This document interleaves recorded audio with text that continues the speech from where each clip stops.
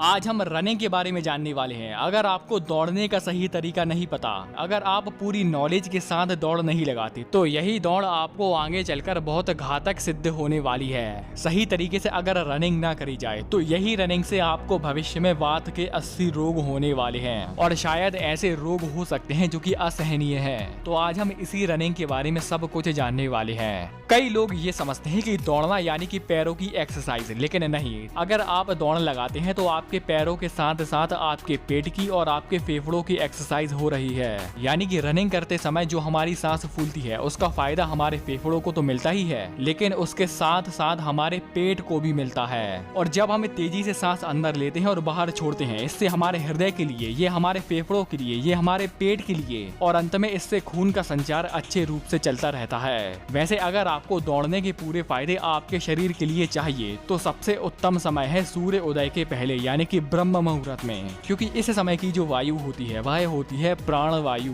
अब जब आप रनिंग करने जाएं तब आपको ये ध्यान रखना है कि आपकी जो नीचे की सतह है, यानी कि जिस पर आप दौड़ने वाले हैं, वह एकदम सपाट होनी चाहिए, वह एकदम प्लेन होनी चाहिए। ऐसा नहीं कि कुछ हिस्सा ऊपर है कुछ हिस्सा नीचे है, उसमें कुछ गड्ढे हैं, क्योंकि इससे हमारे घुटनों पर अनइक्वल दबाव पड़ता है। अब इस सतह पर आपको बड़े बड़े कदम रखकर आपको पंजे के बल दौड़ना है, यानी कि आपकी एड़ियां जमीन पर नहीं छिलनी चाहिए। छाती एकदम सीधी, कंधे पीठ की ओर मुड़े हुए, मुट्ठी बांधकर और आंखें हमेशा सीधी रहे, यानी कि आपकी जो नेत्र है, दृष्टि है, वह सीधी होनी चाहिए। और दौड़ते समय आपको इतने बड़े बड़े कदम रखने हैं कि जो आपका पीछे वाला पैर है, यानी कि एक बार उल्टा पांव और एक बार सीधा पांव पीछे आएगा, तो जो पैर आपका पीछे आने वाला है वह एकदम पिछवाड़े से छिले, उस पैर की एड़ियां हमारे पिछवाड़े को छूकर आगे जाएं, क्योंकि जितने लंबे कदम हम दौड़ते समय रखेंगे उतना ही अच्छा होता है। अगर आप बिगिनर हैं तो आप धीरे धीरे करके, एकदम से ही तेजी से ना दौड़ने लगे, आपको धीरे धीरे करके तेजी पर आना है। इस समय आपको नाक से गहरी गहरी सांस लेनी है, मुख से नहीं, नाक से, क्योंकि नाक से गहरी गहरी सांस लेने से इससे थकावट दूर होती है, इससे घबराहट दूर होती है।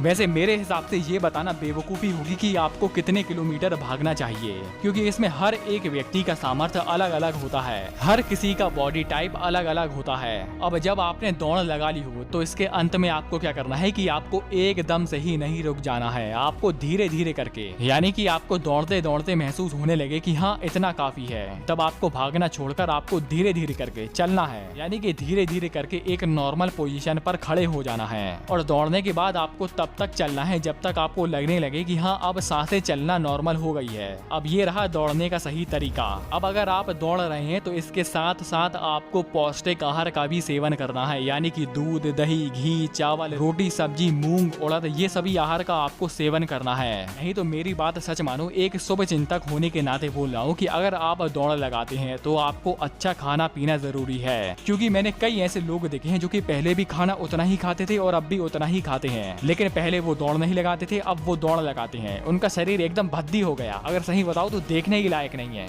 अब आप में से कई लोग ये बोलेंगे कि राजीव दीक्षित जी ने तो मना किया था, तो इस विषय पर भी हम आगे आने वाली वीडियो में जानेंगे कि उन्होंने किस दौड़ के बारे में यह कहा था। तब तक के लिए हमारे साथ जुड़े रहें। आपने वीडियो यहाँ तक देखी, आपका बहुत बहुत आभार, धन्यवाद।